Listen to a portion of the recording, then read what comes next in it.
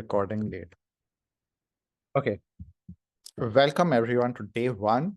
We had the kickoff yesterday. For anyone who's missed that, you can go and watch the recording for that. I also posted an orientation about some of the things I missed saying in the kickoff yesterday. So you can watch that too. It's on Facebook. It's also in your emails. And today we're going to go deeper into the experience. Firstly, I just want to welcome everyone who's live. We have people from all over the world: Croatia, Estonia, UK, US, Canada. Amazing gathering. Thank you so much for being live here. And before we begin and go into the main experience, I want to just take a moment for everyone to close your eyes and connect. Slow everything down. Whatever you've been doing before, just coming into the present moment and being here with all of us, and just feeling connection, connection to yourself,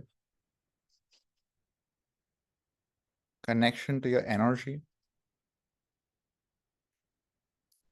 connection to the space, connection to the divine, whatever that means for you, without putting any labels, without putting any meaning to it. Just allow whatever within you feels divine. Just connect to that.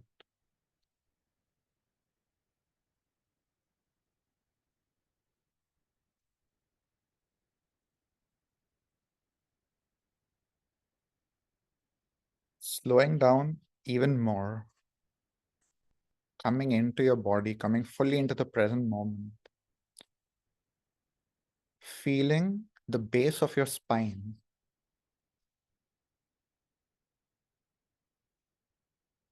feeling the top of your head, feeling your attention moving from the base of your spine to the top of your head, to the bottom of your feet, feeling your attention going over your body,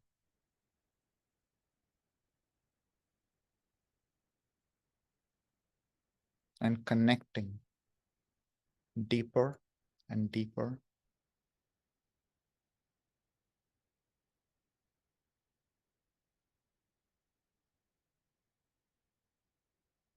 Another moment, another deep breath.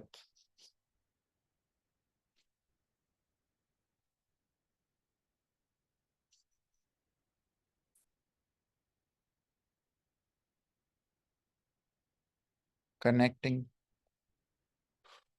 to your heart, connecting to your soul, connecting to your energy,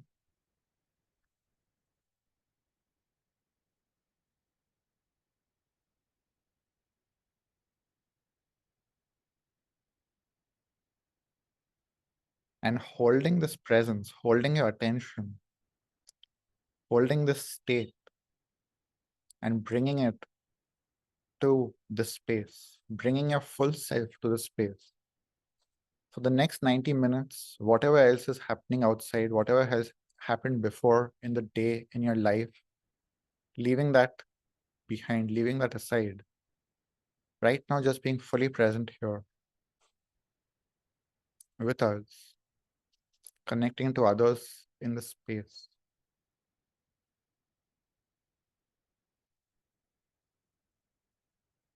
Taking another deep breath.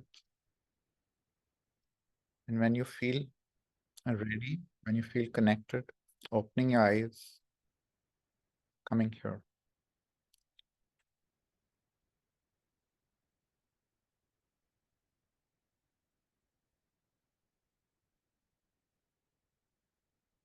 Once again, to those who've joined in the last few minutes, welcome in. My name is Tio, and I'm very, very excited for this journey.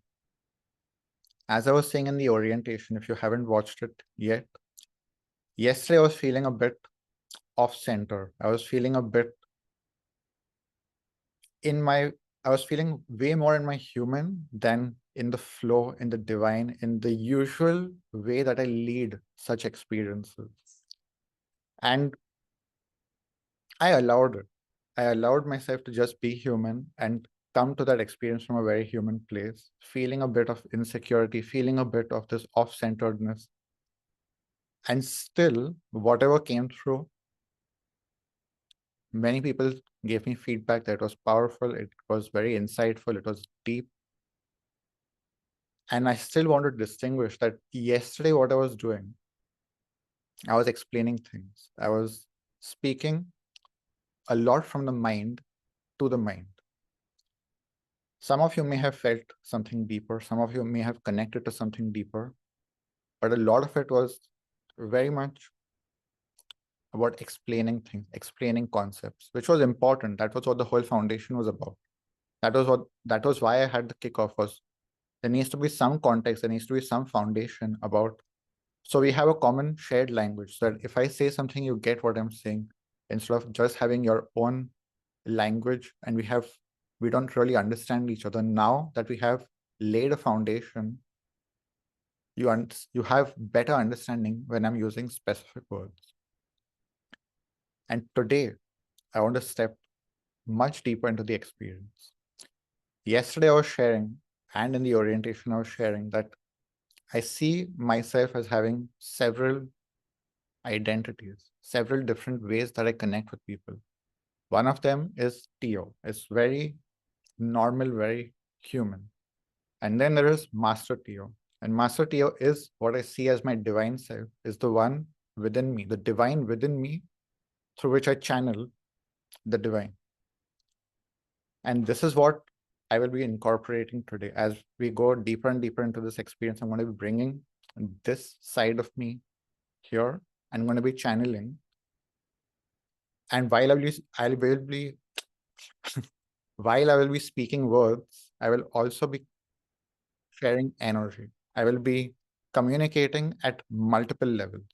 So I want you to be in this experience, not just from your mind. I want you to listen from every part of you that you can. I want you to feel at the same time as you're listening. I want you to feel your body. I want you to feel your emotions. I want you to just let something else within you tell you, make you feel like, oh, this resonates, this doesn't. I feel the opposite. I feel some resistance. I feel confused. Whatever I feel, I just allow myself to feel whatever I'm feeling as I'm listening, as I'm connecting to the energy. And I want you to especially listen from the part of you that knows truth. That while I will be speaking, there's a part of you that will know the truth in what I'm speaking. And the truth is not in the words, because the words may be the opposite of what you're meant to hear. And so your truth may be the contrast, it may be the resistance, or your truth may be the resonance, it may be the exact words that you need to hear. But I want you to hear from the place of truth, from the place of knowing. I don't want you to be listening from your head and just believing what I say. I want you to listen from the place of knowing. And we all have this within us. And that's one big part of this experience. I want each of us to come into this place of knowing. And when we are living life from this place of knowing, when we are operating from this place of knowing, the way we experience reality is very different. There's clarity. This is the biggest difference, is that there is clarity. When someone is saying something, when things are happening, you have clarity on what is happening. You have your own position on what is happening rather than just agreeing with what people are saying or just reacting to what people are saying. You have perspective on what is happening. So I want each of us to start going deeper and deeper into this place of knowing within us. And the best way to practice that is on this call. Is that while I'm speaking, while we are connecting, listen from the place of knowing. So with that as the foundation, let's go to the next step. as I was connecting today, as I was connecting to the divine, as I was connecting to the channel and just feeling into what is coming, the first things that started coming very profoundly were continuation of the last topic that we discussed yesterday, of pain being the portal. And today I want you to connect to this knowing within you about the divine darkness. I want you to find a place within you that knows that the darkness is as divine as the light. And you can, if you feel like it, you can close your eyes while you're listening to feel this even deeper. But I want you to find this place within yourself that knows that darkness is not the same as evil. That darkness is not the same as bad. That darkness has a divine form, and so does light. And evil can use both. Evil can be present in broad daylight, it can be in plain sight, as much as it can hide in the darkness. And so can the good and the beauty be in the darkness as much as it can be in the light. And the divine is not about good and evil. It's not about the sacred and the mundane. It's not about the holy and the profane. All of that is divine because the divine is about purpose. The divine is about purpose. And in the eyes of the divine, everything has purpose. Everything has purpose, including darkness, including pain, including evil, including chaos, including beauty, including the light, and everything. In the divine, everything has space. Nothing in the universe is out of place when we look at it from the eyes of the divine. And some part of you knows this as truth. And this is what I want each of us to connect with, is the knowing that everything has purpose. Everything has purpose. And I want to take you deeper into the reflection of what in your life has felt out of place. What in your life has felt wrong? What in your life has felt like you want to change it from a place of resistance or denial or judgment? What in your life has felt like it should be a different way? It is wrong for this to even exist. And I'm going to take you into much deeper reflection here, is there a part of you that feels wrong and out of place and that it should not exist? Or is it even you that should not exist? We have these parts within ourselves that have been cancelled, that have been wronged, that have been judged. And it may actually lead to such a cancellation within ourselves that we feel that we should not even exist. We do not have the right to exist. That we are a burden just by existing. And if it's not at that level, anything from there to something in your life that feels wrong, something that feels out of place, something that feels you cannot accept that this is part of reality.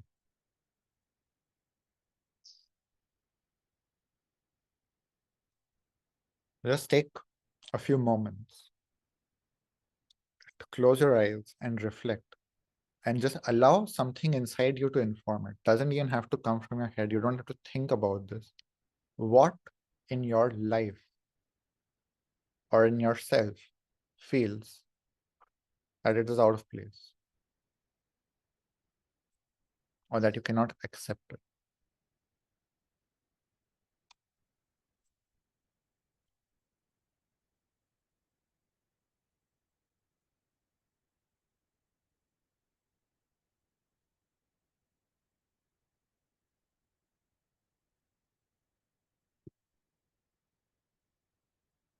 What about this can you not accept? What actually feels so wrong? Why can you not accept?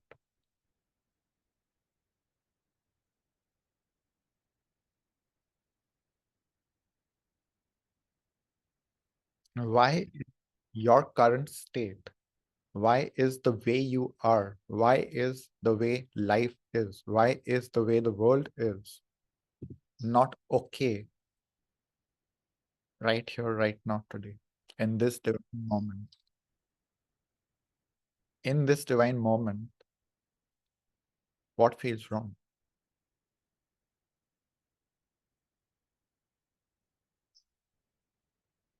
And if there's anyone who feels there's something strong that has come up, if there's anyone who feels that something has been awakened, you have remembered something that feels you cannot handle it right now, it feels very intense, then I invite you to raise your hand and share, and I can help you to move through this. If there's anyone who needs help in processing something, if there's anyone who feels that there is some part of your life, there's something that you cannot accept, that feels wrong, that feels bad in some way, that doesn't feel like it's part of the divine plan, I invite you to raise your hand or say something in the chat, and let's go deeper into it. So when I say raise your hand, it will be ideal if you can raise your hand using the Zoom button in the bar below, because I cannot see everyone. So if you raise your hand physically, I may not be able to see it. So I saw Inessa raising her hand, but if there's anyone, then please use the Zoom button or you can use the chat. So Inessa, I will bring you up. Hi, everybody. Hello. So, evil. Yeah. My mother, who's a very, very powerful and controlling woman, has since childhood disliked my sister. And that emotion has culminated to my sister running away from home. I'm the youngest, she's a middle sister. To the point where even now, when my mum is in her 80s, she would not hesitate to turn around. And that's an educated woman with a large capacity to heal, but has zoomed her sights into my sister since childhood, and she would call her names that should never be used.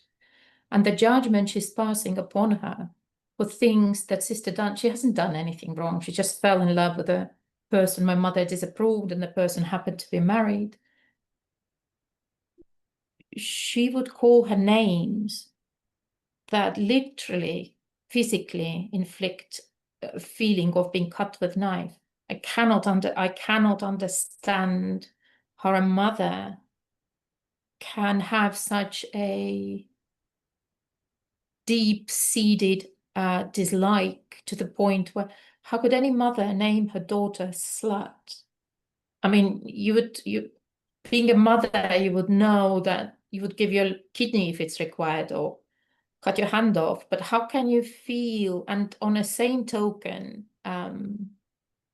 feel completely opposite emotions towards her other two daughters? And then my sister having to grow up with it, and us having to witness that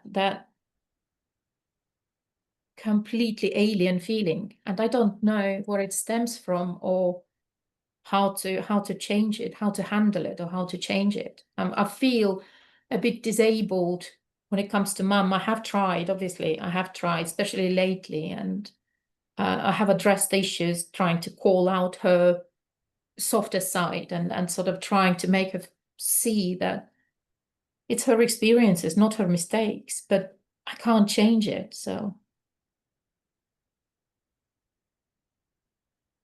Can you see that you are trying to change her?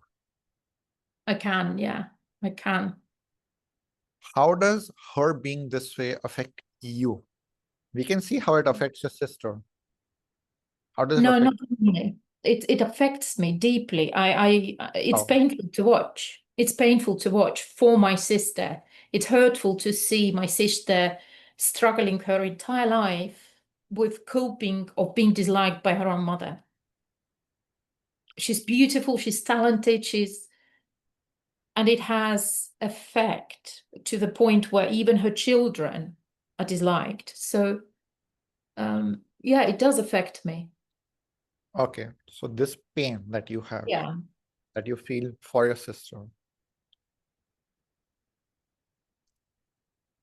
I want you to put that aside for a moment. Okay, and I want you to see pain that your mom has caused you, because that's human. All moms cause pain to their children. You are a mom, you've caused pain to your children. Your mom has caused pain to you. It's human. There's no judgment here for you, your mom, Mhm. no one. Okay, but can you, in this moment, connect to the pain that your mom has caused you? I can only feel the pain for my sister. I can't zoom in on mine. I can't, in comparison, it's so little. It may be little, but let's focus on pain that's directly affected you.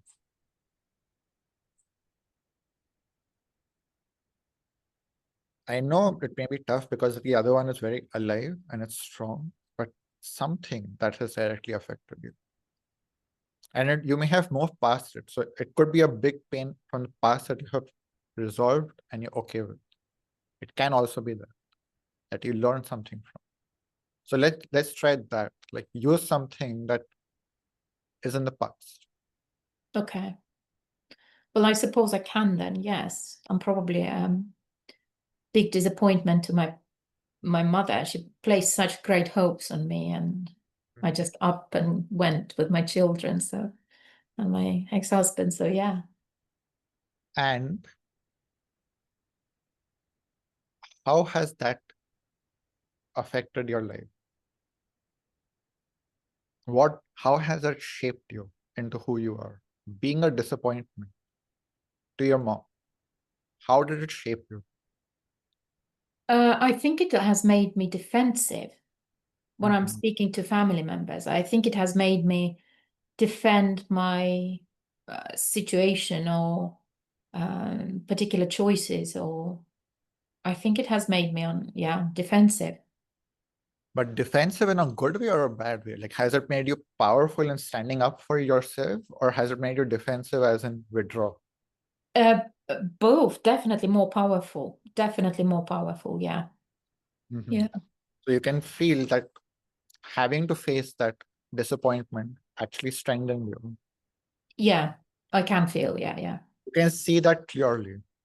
That Hmm. even though your mom caused you immense pain by judging you used it to grow.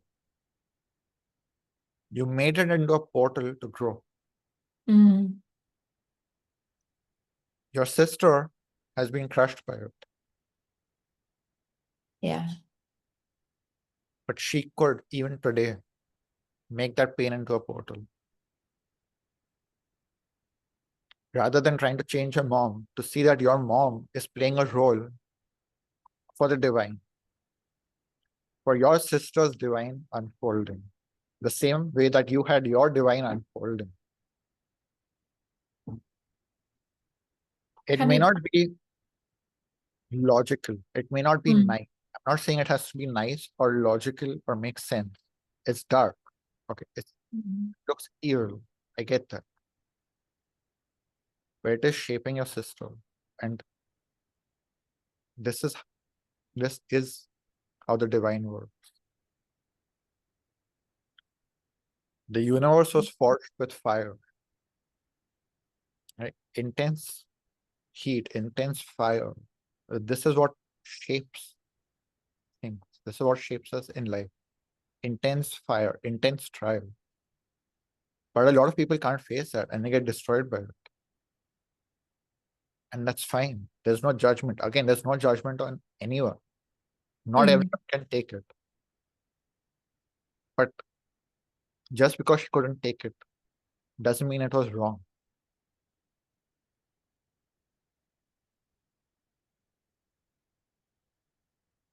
It seems so much easier to try to turn mum, just so much easier to ask her to let I go know. and I know. apologize. And I know. And it's the most difficult lesson for us to learn. And this is why I've started right at the deep end today. Like it's day one, but I've gone straight to the deep end.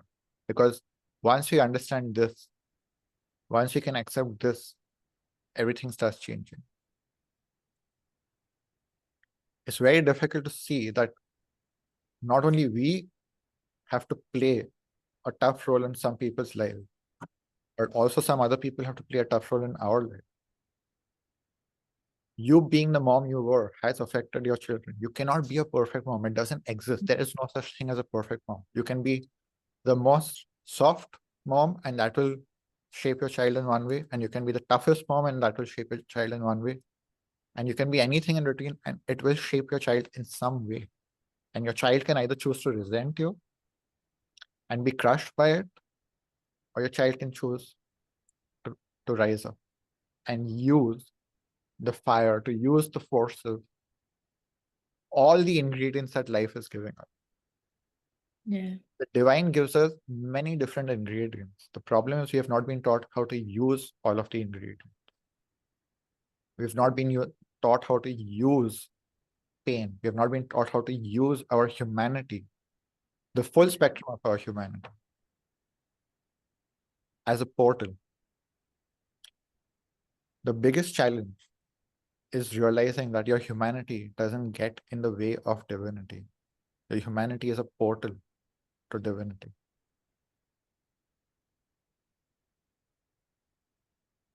Our imperfections, our pain, everything that is bad and wrong is a portal. But you have to learn how to use it. You have to learn how to see it.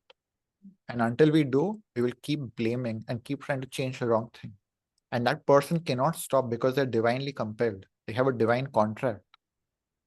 They have a divine contract to teach this lesson, to shape you in this way. And until you change, they will not stop. And the day you change, that person changes because the contract is over. The contract ends when you shift, when you change. And I've seen this so many times in my life. I had so much resentment towards my dad for years and years and years. And I wanted to change him until I realized it's for me, it's for me, it's for me. And then I could let everyone else have their lessons. Because imagine me as a guide, as a facilitator, as a teacher, thinking that pain is bad and pain is wrong. And I'm trying to take away everyone's pain. You come to me and you tell me you're in pain. Oh, let me take your pain. Let me take away your pain. Pain is bad. Pain is wrong. This should not have happened to you. If I say that this should not have happened to you, who am I to decide what should or should not have happened to you? Who am I to judge that? And who are you to judge that this should not have happened to your sister?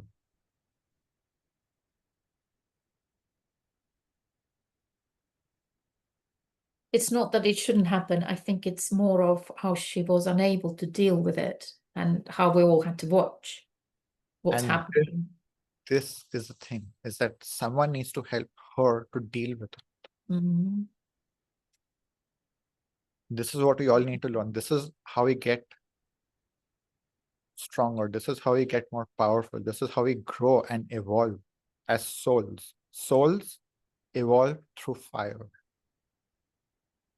Souls evolve through fire. And until we understand this, we will keep fighting the fire and trying to extinguish it. We will keep trying to fight the darkness and make everything light and everything perfect. Until we understand that darkness is sacred, it is divine. It's part of it, yeah. And evil can be as much in the light as in the darkness. Evil has nothing to do with light and dark. It's all the way we see it. In the divine, there is no such thing as evil. In the divine, there is no such thing as good and evil. That split happens when we come into duality. But at that level, nothing bad has ever happened because everything has happened through purpose. We cannot see it, we cannot understand it. Okay, the divine is not obligated to explain to you the purpose of things in the time that you want. It may reveal the purpose when the time is right. But until then, you may be confused, you may be lost, you may be angry, and that too has a divine purpose.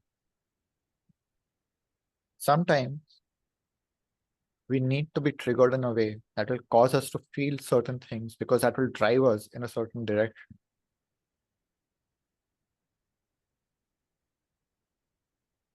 Yeah. I mean, Donald Trump is perfect example, but yeah, I understand what you're saying exactly. Yeah. All the world leaders, all the public celebrities are perfect examples. They Yeah. all trigger us in certain ways and stir up certain things and do certain things to take the world wherever it needs to go. We cannot understand it yet, we cannot see it yet, but something is unfolding. We all have our purpose, we all have our role to play in divine time. We may go through a dark night, we may go through a lot of pain, a lot of anger, a lot of frustration, and someday we understand what it was all about and we wake up. But your mom is not evil. She's playing a role in the divine plan. And if you can see her from those eyes, you can come out of your pain. And then you may be actually able to help your sister for real. Well, that's the biggest conflict because I do love my mom. It's just loving somebody while they're causing pain on someone else is a pretty difficult task. But yeah. The thing is, we are all causing pain even without realizing it.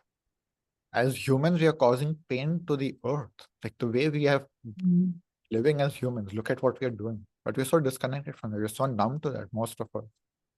We don't even realize how much pain we are causing by existing. That's not bad or wrong. It's how life functions. It's how life functions. Existence causes pain, but we cannot feel guilty about that. That is life. This is life. Yeah. And there is a part of you, there's something in you that knows this. And when you can find that, you can find peace. And you can find long-lasting peace. Right now, you may find it for a moment and you may forget. And then you may remember and you may forget. But the more you can live from this place of understanding and acceptance and seeing the world from divine eyes, things change. You stop righting and wronging things. Then you understand purpose. What is my purpose in this moment? Maybe my purpose is to have a difficult conversation that is going to cause someone pain.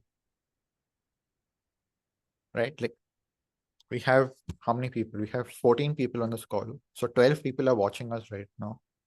In these 12 people, some may be judging me for what I'm saying. How can I say such things? How can I say that it's okay for your mom to be doing what she is doing?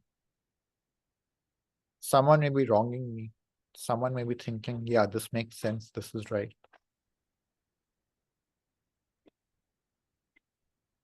But it's not for us to judge. It's for us to understand our purpose. My purpose in this moment is to have this conversation with you so that you can come to an understanding and you can move past your pain. Your pain is coming from what? Your pain is coming from not understanding why this is happening. It's not only about what is happening to your sister. Your pain really is about why is this happening to her. If you can understand why it is happening to her, everything changes. If you can see that there is a purpose in this for her to grow, for her to strengthen, for her to become the woman that she is meant to be, for her to become a strong woman, the people who have the most intense trials, who get the most fire, are the men, are the ones who are meant to have a huge impact. It may not happen in this life. That soul may take a few lives to reach that level. It will happen someday. All of that is material. They are ingredients that the divine has given, and someday that soul will know how to use them and turn them into power. Will know how to use the fire to turn it into power. This is what we are here to do. You did that. You received pain, you turned it into power. You grew, you became stronger, you learned how to stand up for yourself and make your decisions. And the woman you are today is because of that. Mm. This is not justifying bad behavior. This is not giving anyone a permission slip to go and be a bad person. I don't want to use certain words, but yeah, it's not giving anyone a permission to ruin other people's life. But when we are doing it, we don't even realize it. When we are doing it, there is a contract that's unfolding. And it's to start understanding this in our own lives. And when we have done our own life enough, that is when we can expand and help other people in understanding what is happening in their lives. But when you can bring this divine insight into people's lives, that is when you can discharge all of this blame and guilt and trying to change the thing that cannot be changed. And then you can focus on changing what is meant to change.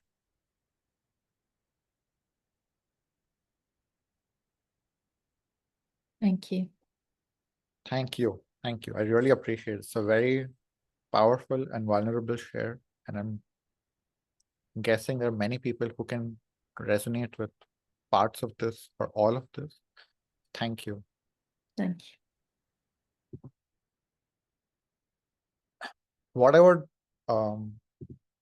ask is there anyone? So Laura, you want to say a word to Inessa? I will ask you to unmute, but instead of saying a word to Inessa, I will just ask you to say it, and I want to see what comes out of it.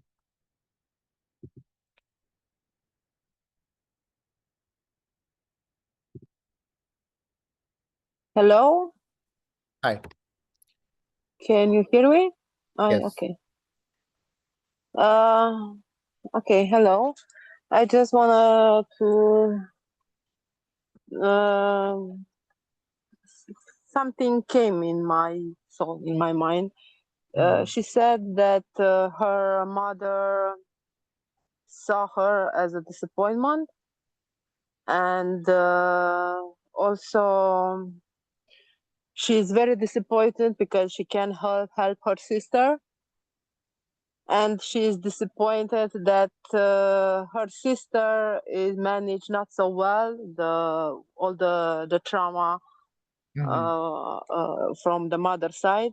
So I just want to point out that it's very, this disappointment feeling is very perpetuated, you know, and just like it was an insight for me, and maybe if help her that she feel disappointed in her mother eyes, and she watch her sister with disappointment about herself, not helping her, and also is disappointed in the for because her sister is not managing so well. So this is disappointment there, disappointment there, disappointment there.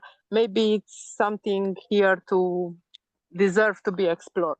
Just the okay, thank you. So I would like to ask, is there anyone who listened to that conversation and felt that they still cannot have acceptance for judgment? They still cannot have acceptance when a parent is behaving a certain way, when they just, no, it's still not okay. Is there anyone in the audience who still feels this way? And again, because I cannot see all the videos, if you have something, you can drop a comment or you can raise your hand using the Zoom feature.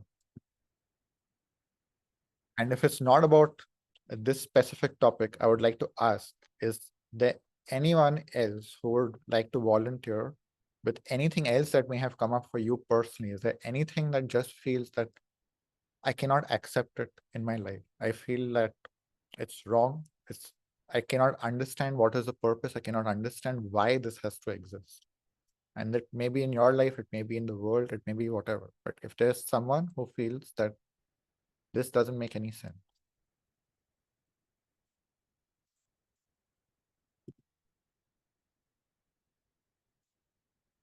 Okay. If there's no one, then we can move forward.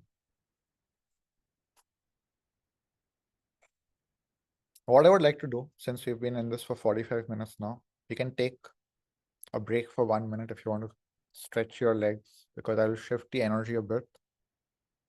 We will take a break for 1 or 2 minutes if you want to use the bathroom or whatever, and let's meet again in 2 minutes.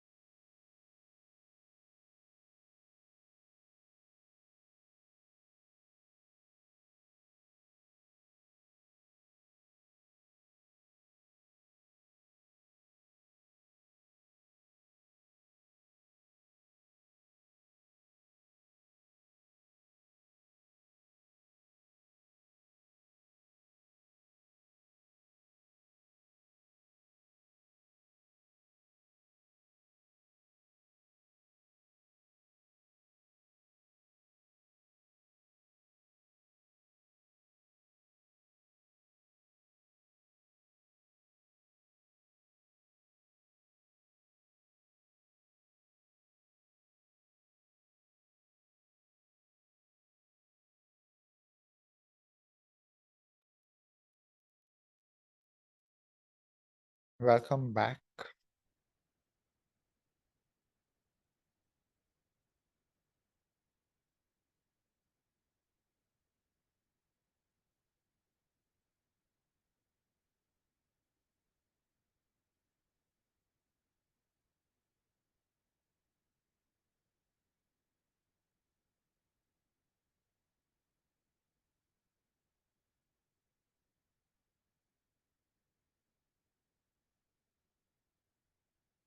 Okay, so I will resume as people start coming back in. One of the other things that was coming to me before this call today is understanding how energy moves between light and dark. Is something I mentioned yesterday, that light and dark are food for each other. When you are a light, your food is darkness. When you are darkness, your food is light. And this is what keeps life moving. This is what keeps the eternal flow of life. Is energy moving between light and darkness. Depending on what phase you are in your life, depending on what part of yourself you're identified with, you may be either a light being or a dark being. Or you may be a spirit being. And the spirit is the union of these two energies. The spirit is where these two dissolve and become one. And the way I see it, our job is not to be light, it's not to be dark, it's not to be spirit. It's that we are all of it. We are all of it. In some moments of our life, we are in the darkness. In some moments of life, we are in the light. And in some moments of life, you can bring these together. And this is a very evolved state. It's when you can hold the duality. When you can see that light and dark is equally a part of life. And our job is to bring these two together into union. The reason I'm sharing this is to start understanding how we approach life. And to start understanding that when we are light beings, we may believe that our purpose is to destroy the darkness. And that's literally the impulse. The light is meant to eat the dark. The light is meant to remove darkness. That is the purpose of light. Same as the purpose of darkness. And this is why the duality is eternal. Everyone thinks that they're fighting for a righteous purpose, for a righteous cause. Everyone thinks that they're right in a war. And this war between light and dark has been going on from the beginning of time. Spirit is when we come to the understanding that there is not a war happening. This is life. It's a constant flow between light and dark. There is no war. It's creation and destruction. It's life and death. It's eternal. The cycle is eternal. And understanding this is what helps us to find peace and allows us to play our role and our purpose in life, that the role that we are meant to play in life, not the role that we think we should play, but the role that we are meant to play. And also the role that we are meant to play will come with certain projections, which means that people will judge us for the role that we are playing. People will accuse us of things. There are so many people in the spiritual community who think or believe or know that they are working for the light, that they are doing something very positive for the planet. And then there are many people who will accuse them of being dark, of being predators, of being narcissists, of being abusive, of being this, of being that. It's all about perspective. In one lens, the person is dark. In one lens, the person is light. That person is playing the role that they're meant to play. You can spend your time and energy judging them as being right or wrong, as being light or dark. Or you can spend your energy focusing on your purpose. You can spend your energy focusing on your purpose. What is the role that you are meant to be playing? A lot of the times, we are judging ourselves, thinking that if I do this, will it hurt someone? Will it cause pain? Will it be bad? Will it be wrong? It is going to hurt someone. Someone is going to see it as bad. Someone is going to see it as wrong. The question is, will you fulfill your purpose even if it causes pain to others? Will you fulfill your purpose even if people judge it as bad or wrong?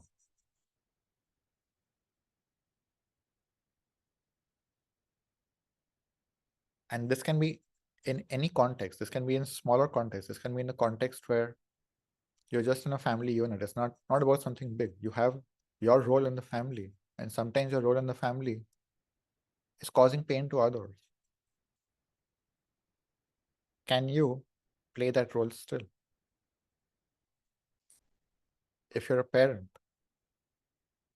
and your child is behaving in a certain way and they need to be taught discipline, it's not an easy conversation. It's not an easy action.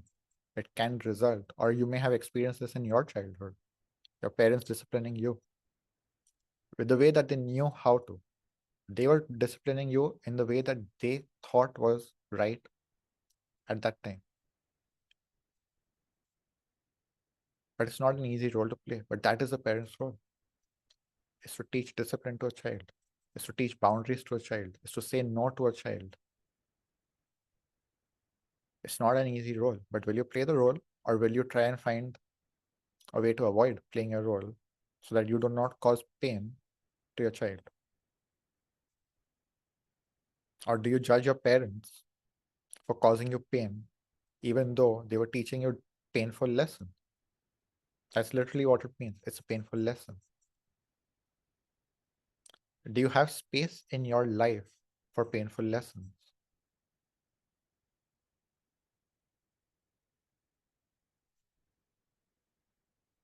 And how much space do you create in your life for painful lessons?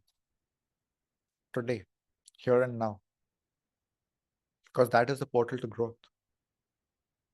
We want our growth to just be blissful and peaceful and everything is nice and everyone is treating us well.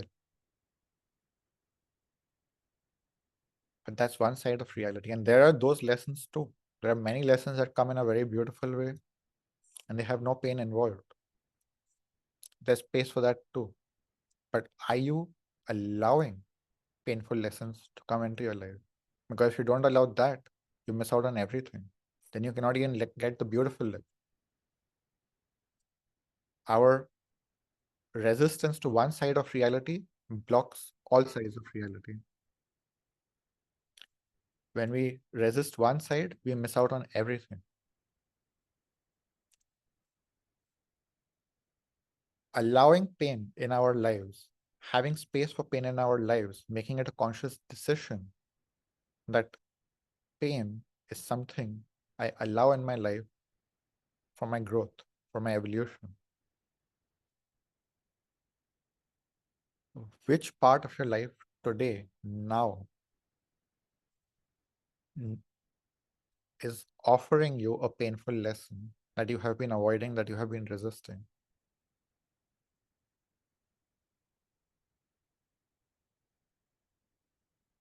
Again, I will open it up if there is anyone who would like to get some support on this. If you feel that you cannot accept that pain is a portal for growth, that you cannot accept that you want to allow pain in your life.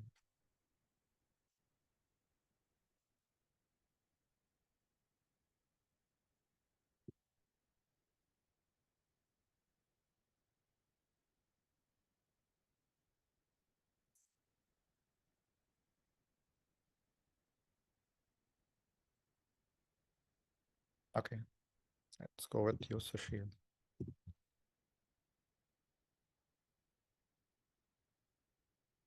I don't have trouble accepting that pain is the portal to growth. I can see that, most of the pain that I'm experiencing now is for greater um, evolution. I'm having trouble reconciling that with the unconscious part of me, which is so used to escaping. It's been a lifelong habit, right? So sometimes when I'm not aware, I just kind of keep falling asleep over and over again and trying to run away from that pain. That's the part that is kind of disconnected. So I was wondering if you could comment more on that. Is it alive in you now? Is it present in you now? You Can mean the you? part that is wants to escape? Is there something you're escaping now, or is it something that you are talking about that happens from time to time? Yes, I guess I'm also escaping, like identifying with this question in a way. Like I'm Mm. posing it in a certain way such that as if it's not an immediate problem.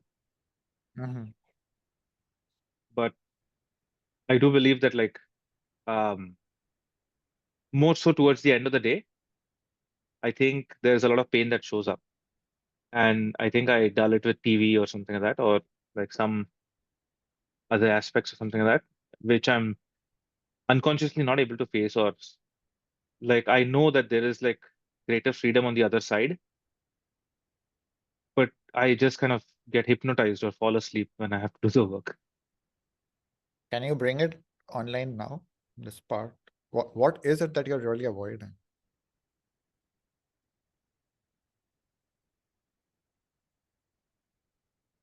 Being alone with myself. Like actually giving myself time to do nothing. And I have all the time right now. It's like I have the resources to do nothing. It's actually when I need to do the work of doing nothing. That is what is kind of difficult. Even at the start of the call, I was noticing that I was like turning towards my phone or something like that. And then I kind of came back. What is the judgment that you have towards doing nothing, towards just being? No, I feel like eventually I'll end up broke or like, in the state where I become a burden to society or like, yeah, So even if you someone, spend 1 hour doing nothing, you will end up broke and a burden on no, I society. mean, not 1 hour. Like, it's like this So habit will continue. okay, so there is a judgment or a fear that if you allow this to open up, if you allow yourself to rest, you will just want to rest all the time and want to do nothing.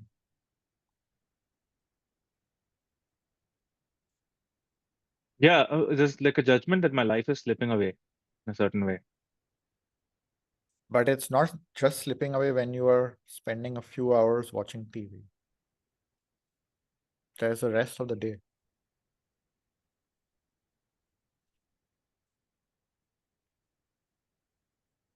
Are you using the rest of the day to fulfill your purpose?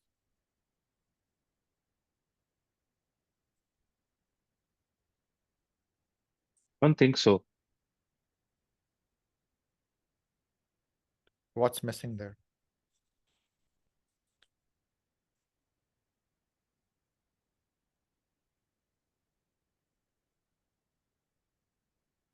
There's this resistance to action, which I'm not able to vocalize sometimes. And Or is like that resistance to action in terms of like um specific action that kind of, helps me live a more fulfilled life. aligned action? Correct.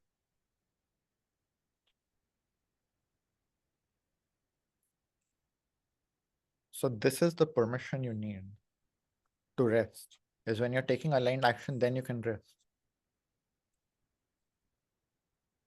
Yes. It's like I've not earned a vacation or I've not earned the time off or I've not earned um But instead of earning it like an employee, can you just see that it's both have a purpose? It's not one makes you earn the other. And can you disconnect the causality? That if I take action, then I can rest. I can take action and I can rest. And the two don't have to depend on each other.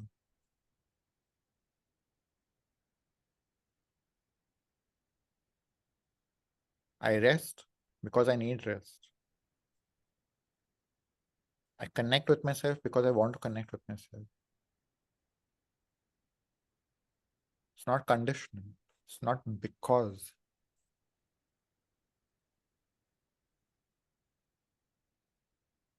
Finding this part within yourself that I do it because I want to do it. I am causing it rather than reacting to something. yeah, I think I'm understanding what my true pain is. The true pain is feeling like I'm not contributing or I'm not functional. It's almost like if I were evil and I kind of like mowing over some people and like murdering some people, I would still have some purpose. I'm doing something. I would feel like that. So it's this stagnation about like not doing something, right? That's what is the true pain of being okay with this quiet season in my life. That is the true pain, which I'm kind of running from.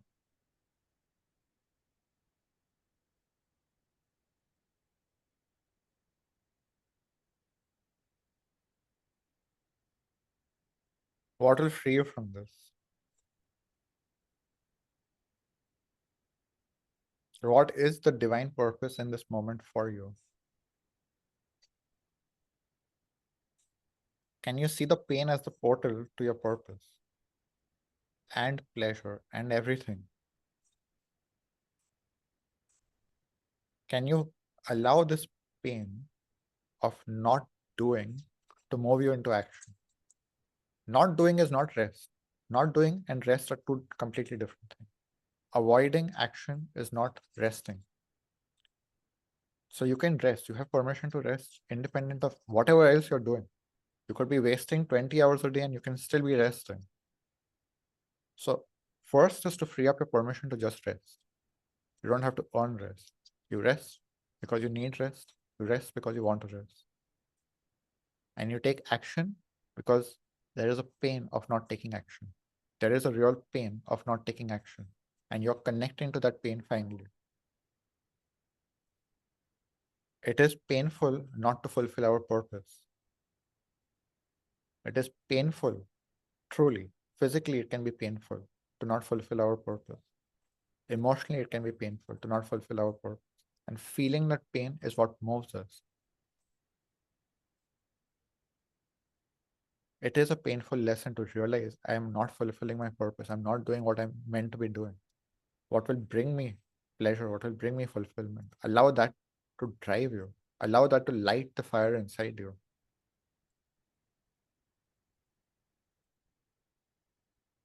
Feel the pain of being useless, purposeless.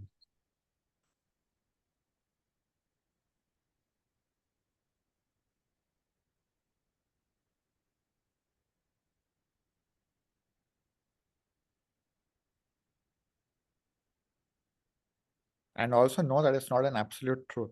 It's only true for one part of you, because there are times that you are being purposeful, that you are being useful, that you are doing things. It's just that something is So- awakening in you for more. And that pain is for expansion. So you, of course, you're fulfilling purpose in some ways. And we are not talking in absolutes here. For anyone else who's listening, anyone else who's feeling this, we're not talking in absolutes. You're always fulfilling purpose somewhere or the other, even without realizing it many times. Your existence is purposeful. Just you being alive has purpose. But we are creatures who seek more. Our souls want more. Our souls want more fulfillment. They want to expand. They want to evolve. When we reach a certain level and we are fulfilled, we want to go to the next level. And this is what you're feeling right now. Your soul wants to expand to the next level of fulfillment and purpose. And the portal for that is this pain of feeling I'm not doing what I'm meant to be doing. This pain of feeling useless or purposeless. So how is that like, see, how is that different from unworthiness? Because unworthiness is not really empowering. I feel like if this pain of like, I'm not doing enough or something, I could be doing more. That's a better way of like reframing that pain.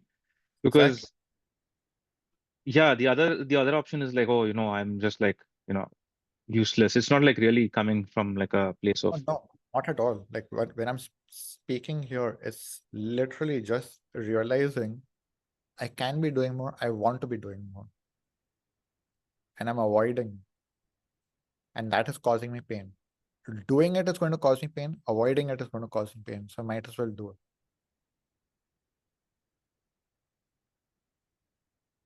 There is a painful lesson here that is being avoided. Even in taking action, there's going to be some pain. And that's probably the pain that you're avoiding, thinking that the cost of that pain is more than the cost of not doing it. But the cost of not doing, not taking aligned action, not fulfilling our purpose is always greater than the cost of not doing it. The cost of not doing it is greater than the cost of doing it. Always. Even if it brings you the greatest pain, the cost of not doing it is way more painful for your soul.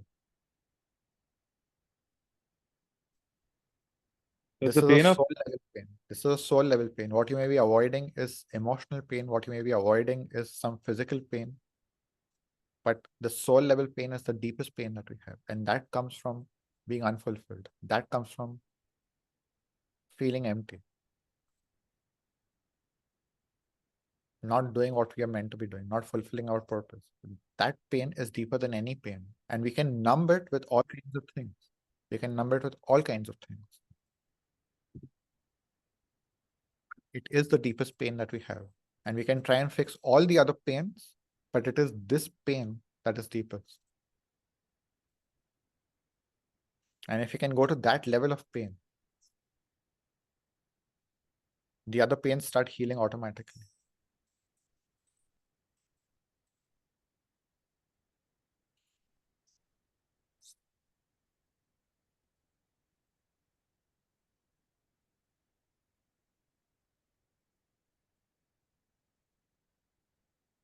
So just allow this pain to talk to you, allow this pain to lead, allow this pain to transform into action. Allow this pain to drive you. But connecting to it at that level. You are using the pain to connect to your soul. See it as that way. You're using the pain to connect to your soul, to your purpose, to your mission, to action.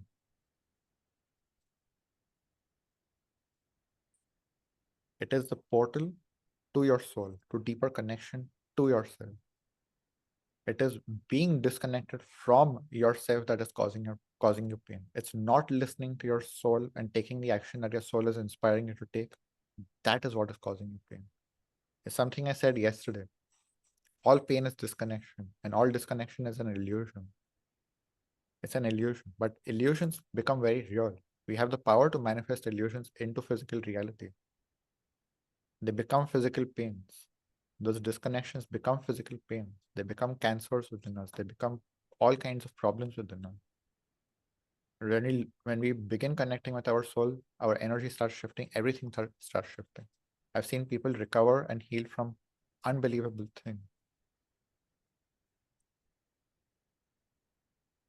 So connect with your soul.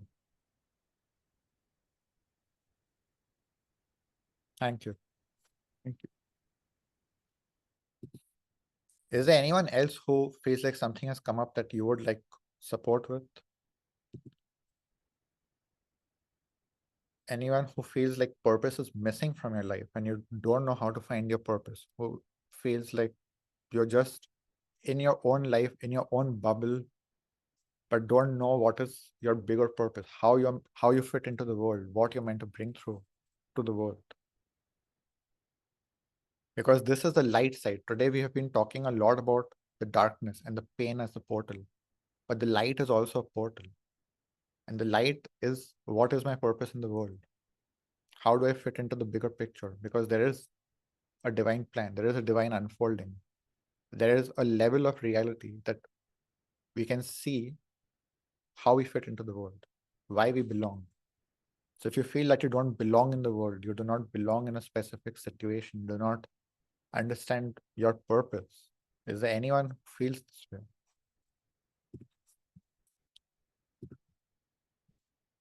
Everyone knows their divine purpose.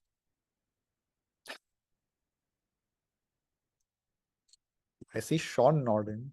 Is there anyone, like, do you want to, are you nodding no or yes? I can't, no. Okay, so would you like to come up and have a chat? You don't know. Oh, I can't hear you, so.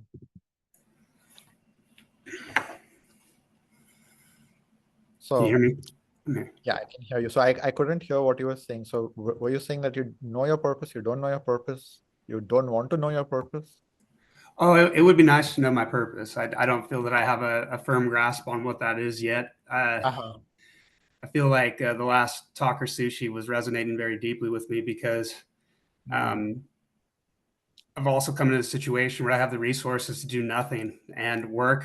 The environment that my work is in right now, that's just the way it is, So I've had a lot of time on my hands, and I've recognized the great value of that, but it's been a huge struggle because, well, I feel like I'm fulfilling new important things that are like soul driven in my life. I still feel the added pressure of society lurking in the background, And so I've used that as kind of fuel to like maintain a kind of an earnestness in my soul work here. But the truth is, like, my anxiety is around like resistance to this process right now. Like I feel like it's not important to me anymore to like generate income and be a contributing member of society. I feel like I'm 47 years old now. Like I did that. Like, but it's just like fulfilling this new role, which has been a great blessing. The last 3 years have been quite enchanting. So even though my income has gone like this because everything is like dried up right now, that's fine. This happens. This is the first time in my life where I've actually accepted that willingly. Like it's not a judgment against myself or my character. So I'm having this profound experience of acceptance right now of myself. Like my true worth and value is not predicated on the actions I put out into participating in the mundane or worldly experience. But I am wrestling with the tension between the two right now.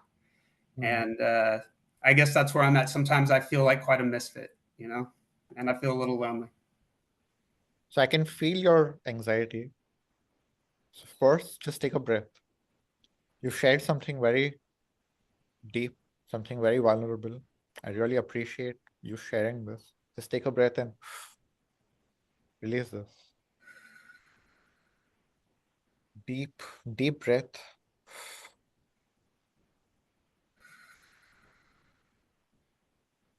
Take one more breath that goes into your soul and releases this tension from your soul.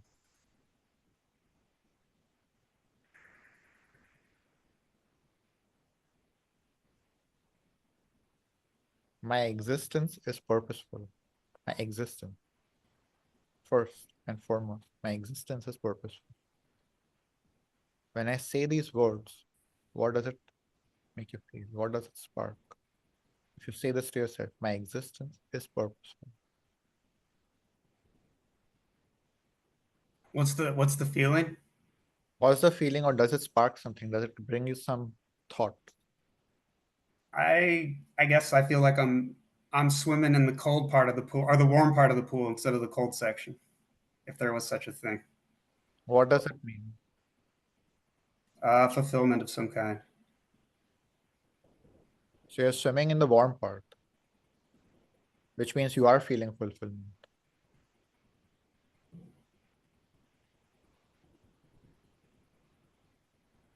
So Let me you put it another way. Like, I think my fear stems that I might have to go back to reality, as the world calls it. Like, I don't want to go back to reality. Like, I like not doing nothing, and it's not nothing. You know, like nothing would be a judgment like my previous self would put on it.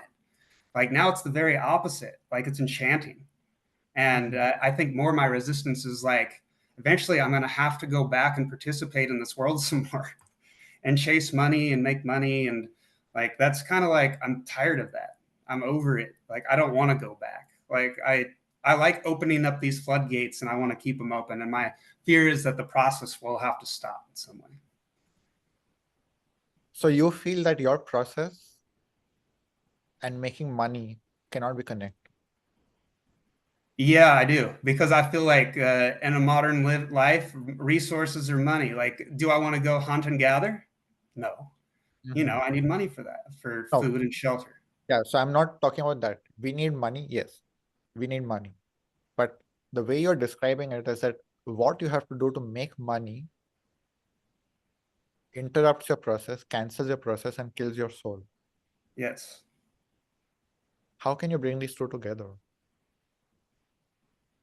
How can your soul's work also fuel your life? Well, I think honestly, I don't see how they're connected, because That's it. You only don't see it. You don't see it yet. You don't see how your soul's work can fuel your life. there Doesn't seems mean to be an it cannot. extreme conflict of interest, though. So That's your belief. That's your belief.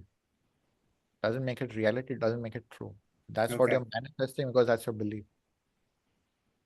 But my soul's work cannot generate income. Why?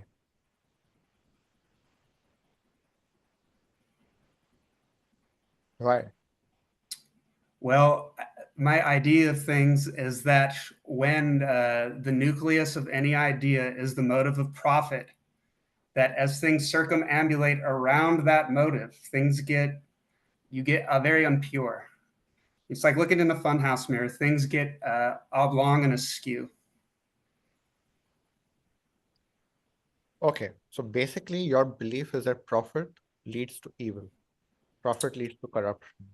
No, that I think it augments or it corrupts. It corrupts divine or spiritual qualities of Okay. life. Okay, it corrupts. Profit corrupts. This is your belief. Can you believe that there's a whole other side to reality? But this doesn't happen. Yes. Okay. Which means that profit can come from integrity. Do you believe that you can have that integrity? That you will not be driven by profit, but profit will be Of a course, con- but I don't think I equivalent. It's not equal to like integrity for me. No, not at all. No. So I will just repeat what I'm saying. Can you believe that you can have the integrity to not be driven by profit, but to be driven by integrity, to be driven by your soul's purpose, by your soul's mission, and let profit be a consequence and a byproduct of it? I'd say, like honestly, the last 7 years of my life like demonstrates that fact. Yes, I can.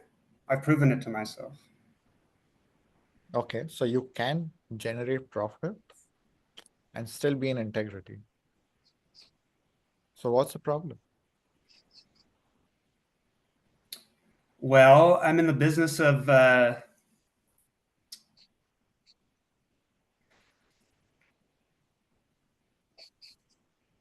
I guess what I'm trying to think is one goes with industry and one does not go with spirituality. That's the breakdown for me. Okay, Like so we don't go maybe into business not to be profitable, but I don't go on like my whatever this is, whatever like I'm trying to fill up here. Like I'm not trying to grab something or get some power, or that's not what this is. Like I'm not here to add something to me. I'm not here to obtain something for my use.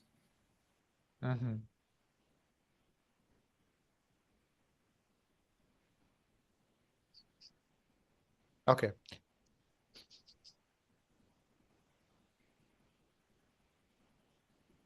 My feeling is that what you said just now, that the way you've made profit up until now has been through a channel which was not aligned to your spirituality. My question is, can you make your spirituality the channel through which money comes in? But that's not the driving force. It's a consequence. I mean, the It's a answer to that question is if I want to, yes. But I have to want to, and I don't want to. Why not? For all the reasons we just discussed. Because if you do not make your spirituality bring money in, then you have to actually do something that is against your spirituality. You need money. This is a fact. You know it. Money has to come from some place. Right now, it can come only from a place which is against your spirituality. Why can't it come through your spirituality? Okay, so this is a fun question because I feel like it already is in what I already do. Like what I'm learning is like I don't need to change my role as a spiritual person. Like I can take these qualities and inject them into an industry in a field that probably already needs someone like me there. Like I'm not trying to pat myself on the back. I'm just saying like I bring something different to the table now that I know for a fact I didn't have before. And for 20 years of doing this, I have a pretty good lay of the land. I've observed these qualities that are lacking in the rest of this community. Perfect. Are you willing to share what you do for work or what you I'm a have done? mortgage broker. I sell money. You're a mortgage. Yeah. Okay. It's usually an industry that is, very driven by motives that are very not aligned to spirit and soul. Yeah, you're identifying with the mundane world for sure. But can you imagine that you provide mortgage services with soul, with integrity? There are people who want that. There are people who want that. They want a mortgage broker who has soul, who has integrity. And You will think so? I know so. I know so. If I want to take out a mortgage, I don't want to take it from a person who is just doing it for money. I want it to be from a person who has integrity, who's going to have my best interests and is connected to themselves. I can say from experience, and I'm sure other people in the room will agree. Anyone who's connected to their soul wants people who are connected to their soul. You yourself, answer this question for yourself. Who do you want to be interacting with? Do you want to be interacting with people who are aligned, or do you want to be interacting with people who are on the other side? Aligned. So if you were a client and you wanted a mortgage, who would you want? Someone I'm aligned with. You. The two things don't have to be separate. You have been separating them. You have been thinking that one doesn't go with the other. But can you imagine that you being a soul-aligned mortgage broker actually serves a purpose in society and helps people and makes their lives better? The two things don't have to be split. And there's no pressure from society for you to work, but you do it because who would you rather have your ideal client hire as a mortgage broker, you or someone who's out of integrity? Myself. That's why you want to do what you want to do, so that you can actually help people not be cheated. You can actually help people not be taken advantage of, so that you can actually help people get the best deal. That is a purpose. That is a mission. That's fulfilling for you because you will know that you have got this person the best deal, that they have not been cheated, they've not been ripped off, they've not been abused, which is what would happen if they went to most of the other mortgage brokers. So you are fulfilling a very divine purpose by being that broker in people's life.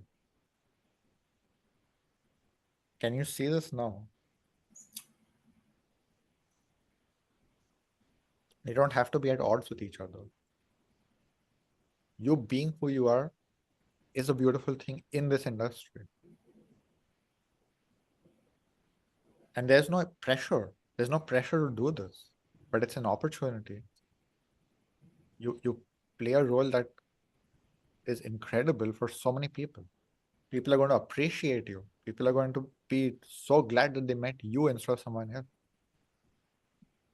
People are going to literally thank God that it was you and not someone else.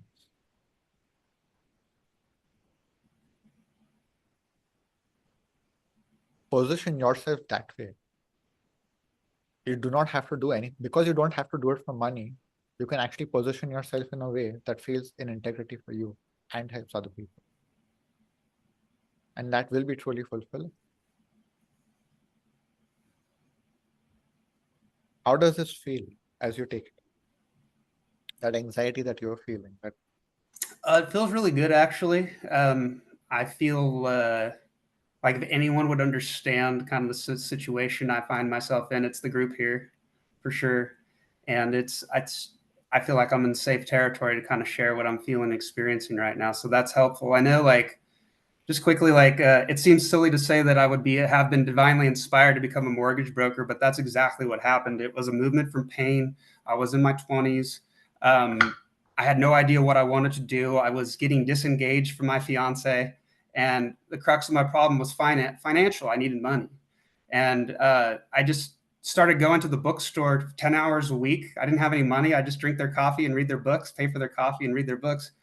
And eventually, like, mortgage brokering found me. So it was like soul inspired. Like, I didn't know where I was going. I just followed my heart. And that's the first time I ever did that. And so after, like, I went down to Brazil and I did these retreats and I came back, and, you know, like a lot of people, they have their spiritual awakening, and pretty soon you want your vocation to be like you're this. And I'm so glad that I didn't react the way I wanted to right away when I came back down from all this stuff, because I think I would have made a mistake. Like the truth is like being a mortgage brother has this lifestyle that no one knows about. It's not even about money. It's about getting to be your own boss, answering to no one. And anytime you want to make more money, generally you can if the market's good enough. You just go out and make more relationships. And that's the part of this job I love. Like I love going tapping people on the shoulder that don't know me and getting them to talk to me. And like, so honestly, like all this soul stuff that I've been working on these last years, everyone wants to talk about this stuff. Everyone has a life. And so Especially it in is good for California. business. Especially in California, it's the place. Yeah. People are more open to it maybe here for sure. And that's the thing is that it's so beautiful what you shared just now. It is a divine calling, and it doesn't have to be something special. You don't have to become a spiritual teacher. That doesn't have to be the only divine calling. Being a mortgage broker can be a very divine calling, because that role also needs to be filled. And wouldn't it rather be filled by someone who's aligned to the divine rather than someone who's just doing it to make the best for themselves? So I feel like everything is aligned with the divine. Like for sure, the way I found this career, the way it developed itself over the years, the great success it's brought to my life and the comfort. And then the realization too now, like when I came back from Brazil, all I wanted to do was not work. And it got the busiest it's ever been in my career for 2 years straight. All I did was work. And all I wanted to do was try to integrate all the visions and stuff that I had learned over the years. And so 3 years ago, 3.5 years ago, it just went dead, like as dead as ever. And I got my wish. And so I've been trying to struggle with, because then all the, these self-doubt comes and not being productive. You have to reevaluate, what am I? I'm putting a better human being into the world now. Like the fact that this job, like if I had an 9 to 5 and I punched the clock, but I still had to be busy and do something, I couldn't take the years and thousands of hours I've invested in myself during the last 3.5 years, especially. I can read 3-4 books a month. I can listen to lectures because I have the bandwidth and time to right now. And it's just so incredibly, I guess I can't describe the value that's happened from not chasing money. And this is the job that allows you to do that, because I am my own boss. I can do whatever I want. Well, this is what I want to do at the time while I have it, And the thing is that you're not needy for clients. No. So you don't need clients. You don't need to make the best deal. You can actually make your business and shape it exactly the way you want, connect with the right people, have the ideal clients. You don't even want problematic clients.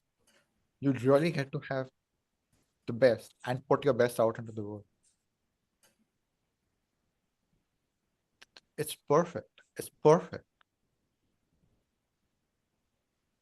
And it's such a great example for the group. Like, thank you so much for coming up and sharing this, because yeah, I want everyone to realize your calling doesn't have to be something super outside the 3D. It can be very much in the 3D. You may be playing manager at a company, and that is a divine calling, because someone needs to be manager. Again, who would it rather be? Would it rather be you who is soul aligned, divine aligned, or would it be someone who just does it as a job and just doesn't really care about the employees and is completely disconnected? Who would it rather be?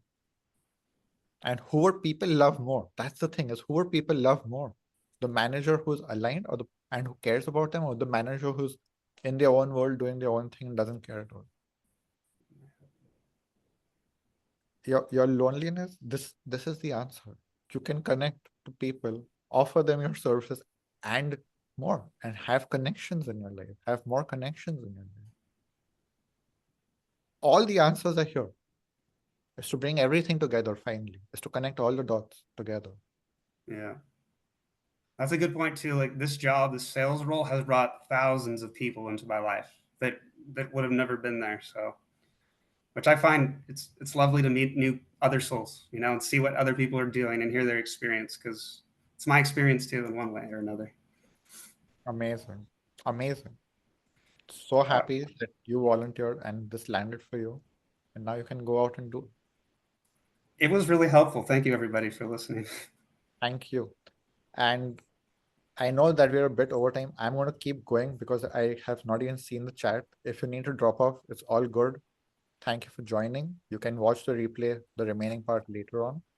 And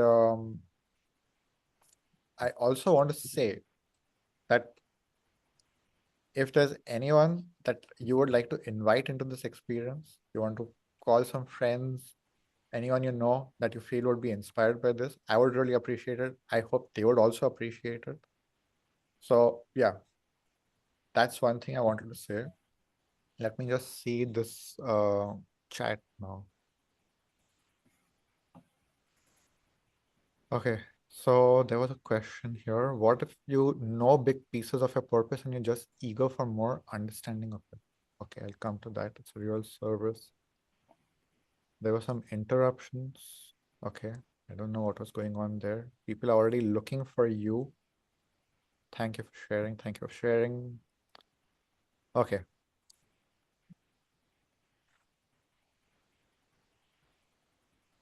Okay, I've caught up with the chat, so I'm going to answer that question. And so let's see. What if you know big pieces of your purpose and you're just eager for more understanding of it? Yeah, let's chat, Fiona. Let's chat.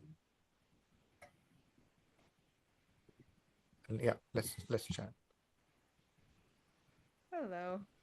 Hi, Nice to see you again. you too.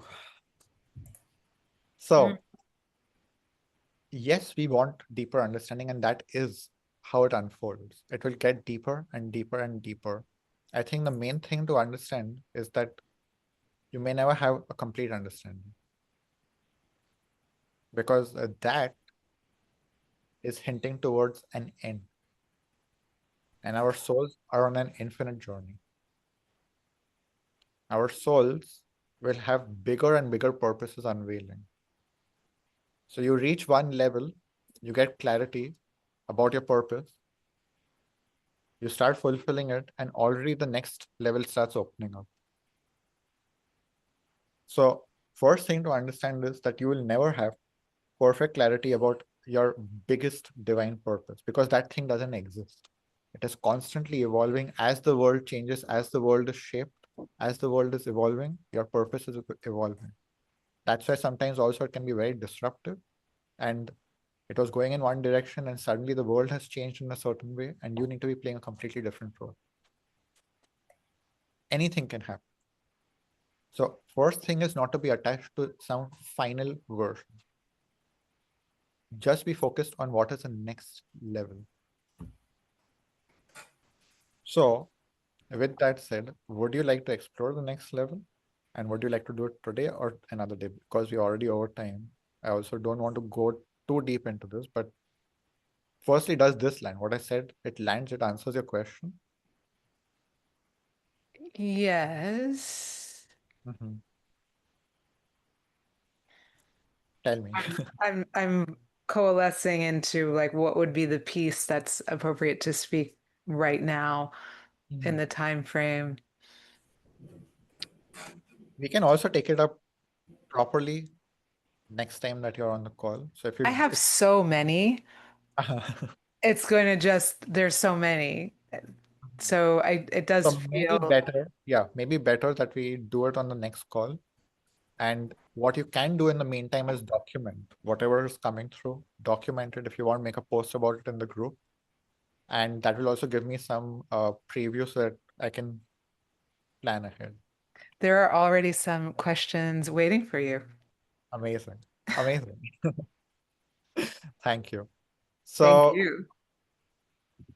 yeah, I will begin to close this here. If y'all have any questions, like I said, document it, put it in the group, or just bring it for the next call.